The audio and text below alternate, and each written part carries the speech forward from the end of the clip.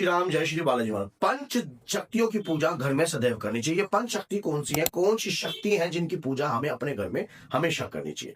ये पंच देवता की शक्ति अगर हमारे घर में, देवी देवता की शक्ति अगर हमारे घर में प्रवेश करती है या हमारे घर में इनकी पूजा होती है तो, और नियम के अनुसार, उनके दिन के अनुसार, तो हमारे घर में तंत्र नहीं चलता है, मंत्र नहीं चलता है, क्रिया नहीं चलती है। कोई भी व्यक्ति हमारे परिवार के प्रति आंख उठाकर नहीं देख सकता है। माना जाता है इनकी पूजा करने से हमारा घर जो है सुखमय हो सकता है। हमारे घर में किसी भी प्रकार की काली शक्तियां भी प्रवेश नहीं करती हैं। क्यों नहीं करती हैं, आज की इस वीडियो में सारी जानकारी आपको प्राप्त हो जाएगी अगर वीडियो के एंड तक आप बने रहोगे। क्योंकि कोई भी ज्ञान अगर अधूरा होता है हमेशा तंग करता है, इसलिए ज्ञान को पूर्ण लेना चाहिए। तो अगर वीडियो अच्छी लगती है और आप हनुमान जी के भक्त हो तो ये लगाना 10 लोगों तक जरूर शेयर करना, ताकि वो भक्त भी अपने घर के अंदर इन शक्तियों की पूजा करें। सबसे पहली प्रथम पूजनीय जो होते हैं, आपको पता है कि मैं बोलने वाला हूं, आपके माइंड में आ गया, गणपति जी महाराज। अब गणपति जी महाराज के बगैर ना तो कोई माला सिद्ध हो सकती, ना कोई मंत्र सिद्ध हो सकता, ना कोई क्रिया सिद्ध हो सकती, ना किसी भी प्रकार का कार्य पूर्ण हो सकता। क्योंकि रिद्धि सिद्धि के मालिक है। अब आप सोचोगे कि गणपति जी की तंत्र रूप में नहीं चलते, तो ये गलत है। आप कामाख्या देवी में जाइए, आप वहां पर सिंदूरी रूप में, वहां पर पंच गणपति जो है स्थापित है हर दिशा में, हर दिशा में। क्योंकि वहां की सिद्धि को आप ऐसे बाहर नहीं लेके जा सकते जब तक गणपति जी महाराज का आपको आह्वान और प्रतिक्रिया करनी नहीं आती, उन्हें प्रसन्न करना नहीं आता। मंगल कार्यों में भी इनका पूजन होता है और हर प्रकार की नकारात्मकता, हर प्रकार की सिद्धि, या कोई व्यक्ति कोई सिद्धि को प्राप्त करने की कोशिश करता है, किसी मंत्र को सिद्ध करने की कोशिश करता है, तो गणपति जी का आह्वान, गणपति जी की पूजा आपको अपने घर में सदैव करनी चाहिए। सुख शांति के लिए भी, मंगल कार्यों के लिए भी और सिद्धि की प्राप्ति के लिए भी। अगर इनके बगैर कोई मंत्र के अंदर ऊर्जा प्रवेश कर नहीं सकती है, आपके कार्य सफल नहीं हो सकते हैं। देवी देवताओं के वरदान के अनुसार ये जो है प्रथम पूजनीय बताए गए और मां के लाडले भी हैं। अब सेकेंडली क्या होता है, आपके घर के अंदर जो है हनुमान जी की पूजा।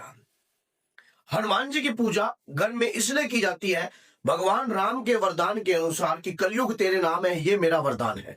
कलयुग में प्रधान रूप के पूजनीय देवता हो आप, और आपके माध्यम से घर के अंदर संकट जो है प्रवेश नहीं करता है, किसी व्यक्ति के साथ अत्याचार नहीं होता है। जब कलयुग अपनी चरम सीमा पर होता है या कलयुग का प्रकोप होता है तो हनुमान जी दंडित करते हैं, ऐसे व्यक्ति को दंडित करते हैं। हनुमान जी जहां पर प्रभु भक्ति हो रही हो, जहां हरि कीर्तन हो रहे होते हैं, प्रभु श्री राम का नाम होता है या उनके नाम का गुणगान होता है, तो वहां पर जो है हरि कृपा के अनुसार हनुमान जी उन हरि भक्तों की रक्षा करते हैं। और अगर आपके घर में भी रामायण का पाठ होता है, सुंदरकांड का पाठ होता है, देवी हनुमान जी की पूजा होती है, भगवान राम की पूजा हो रही है आपके घर में, और ये लगा जगन्नाथ स्वामी जी की पूजा हो रही है, किसी भी, या ठाकुर जी महाराज की, तो हनुमान जी आपकी रक्षा करेंगे। हनुमान जी का ये कर्तव्य है, क्योंकि उन्होंने भगवान राम की कृपा से ये बल प्राप्त किया है रक्षा करने का। कलयुग के अंदर, कलयुग में प्रधान रूप के देवता वो घोषित है, और हनुमान जी की पूजा करने से आपके घर में नकारात्मकता प्रवेश नहीं करती।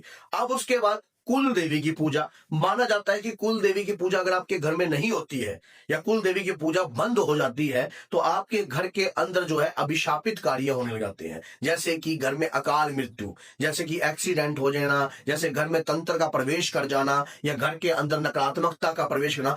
और कुल देवी के साथ ही देव पितर का भी कृपा होती है। कुल, किसी की कुल देवी है तो किसी का कुल देवता है, यह बात रखना। तो किसी की कुल देवी या किसी की कुल देवता, इनकी पूजा भी अगर आपके घर में नहीं होती है तब भी घर में नकारात्मकता जो है प्रवेश होती है। अब बात आ जाती है कि अगर आप माँ की पूजा कर रहे हो या फिर माँ काली की पूजा, माँ काली की पूजा आपको कलयुग में हमेशा करनी चाहिए। क्यों करनी चाहिए मैं आपको बताता हूं। आज के समय में लोग मां काली की पूजा कर तामसिक रूप की शक्तियों को जो है जागृत करने का प्रयास करते हैं, और फिर आपके परिवार के ऊपर वो अत्याचार करने का पूर्ण रूप से कोशिश करते हैं। आप मां काली का सात्विक रूप से अपने घर में पूजन कीजिए, मां की शक्ति का गुणगान कीजिए, मां के मंत्रों का गुणगान कीजिए। आपके ऊपर किसी भी प्रकार की नकारात्मकता प्रवेश नहीं करेगी, चाहे कोई कितना भी बलशाली और कितना भी ताकतवर क्यों ना हो।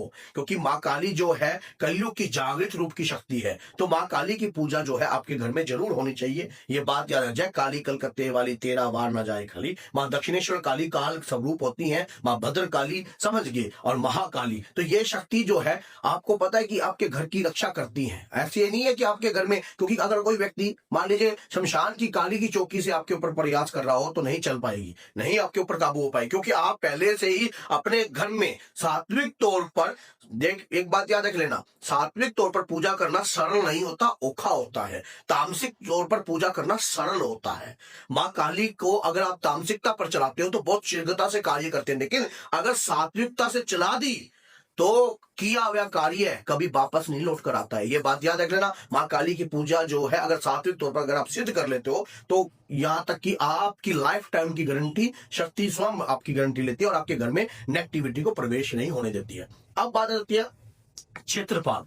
जैसे कि आपको पता है कि क्षेत्रपाल, जिसको भूमिया देव भी कहते हैं, क्षेत्रपाल जैसे कि आपके एरिया का, गांव का, जो आपके घर में बीमारी को नहीं बढ़ने देता, आपके घर में रोग दोष बीमारी किसी भी प्रकार की क्रियाओं को बढ़ने नहीं देता। जब कभी भी किसी भी व्यक्ति के ऊपर तंत्र या प्रतिक्रियाएं या कोई भी ऐसी क्रियाएं बिठाई जाती हैं तो उसके क्षेत्रपाल को देखा जाता है कि क्षेत्रपाल का जो रूप है भैरव का ही रूप इनको माना जाता है। ये गाँव में, शहर में और घर में भी, आपके घर के नजदीक में भी बीमारियों को नहीं बढ़ने देते हैं। तो आपको क्षेत्रपाल का एक दिन होता है, विशेष दिन, उस दिन जाकर जो है क्षेत्रपाल पे, जिसको खेड़ा बाबा भी कह देते हैं, वहां पर जाकर जो है आपको दीपक का दान जो है हमेशा देना चाहिए। जिससे क्या होता है कि आपके कारोबार में भी कोई रुकावट नहीं आती है। बाहरी आपदा, पहले महामारी का समय चलता था तो उस वक्त क्षेत्रपाल को लोग बहुत ज्यादा पूजते थे, लेकिन आज की जनरेशन के अनुसार जो है लोग भूलते जाते हैं। तो वो जो है आपके घर के रक्षक होते हैं, वो भी आपके गाँव के रक्षक होते हैं, आपके शहर के रक्षक होते हैं। उनकी पूजा भी आपको अपने घर के अंदर जो है उनका ध्यान करना चाहिए, और उनकी जिस दिन उनका दिन है उनके स्थान पर जाकर एक दीपक का दान दे दीजिए। आपका कोई नुकसान नहीं होगा, किसी भी प्रकार की कोई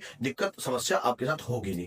और जिस दिन आप अमावस्या होती है और जिस दिन चौदस होती है, अष्टमी होती है, उस दिन आपको देव पितर का आह्वान भी करना चाहिए।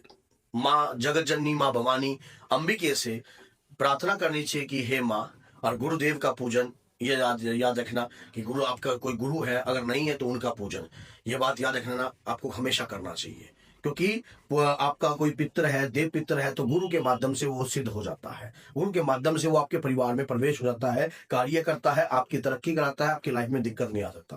पंच शक्तियों की पूजा घर में हमेशा करनी चाहिए। पंच शक्तियों की पूजा करने से आपके परिवार के घर की रक्षा होती है, घर में किसी भी प्रकार का अत्याचार नहीं होता है, घर में नेगेटिव एनर्जी प्रवेश नहीं करती है, घर में हमेशा ऊर्जा का वास बना रहता है। शक्ति शक्ति शक्ति, ये शक्ति क्या है?